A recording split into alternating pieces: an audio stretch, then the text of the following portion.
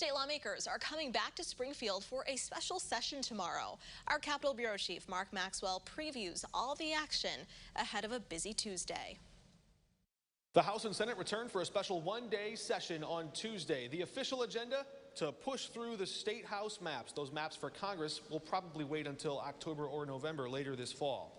But while they're here, they could also open a second special session to take on one of the last major remaining items still unfinished on Governor Pritzker's agenda. This will be the most sweeping decarbonization bill in the entire country. Senator Mike Hastings pitched a compromise on clean energy and pinned perhaps the most controversial piece on Governor Pritzker. The governor has negotiated this package with Exelon. The largest power company in the state reached a deal with federal prosecutors to pay a $200 million fine and avoid criminal corruption charges last year. Now, 5 years after the deal that attracted federal scrutiny, the corporation is back in Springfield, threatening to close 2 nuclear power plants in Byron and Dresden if they don't get hundreds of millions of dollars in taxpayer funds. The urgency of the nuclear component of this bill is real, and without action over the next couple days, now we will lose these 2 facilities and the thousands of good-paying jobs they provide. You're giving hundreds of millions of dollars to a company like Exelon, and then you're talking to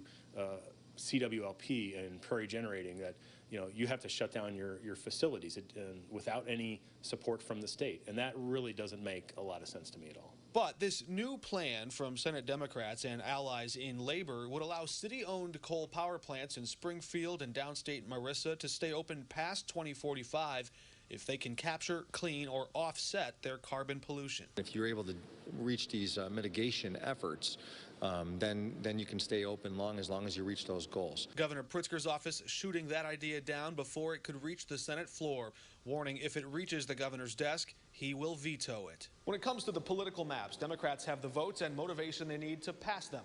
They're less united when it comes to clean energy.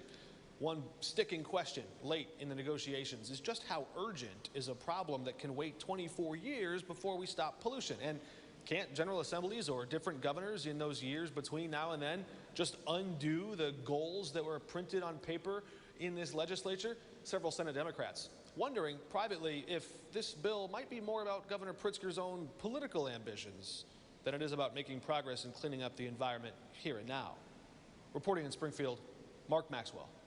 The clean energy deal would give Exelon $694 million over the next 5 years and would offer guarantees to take money back and give it to ratepayers if they gain any improper benefit from that money.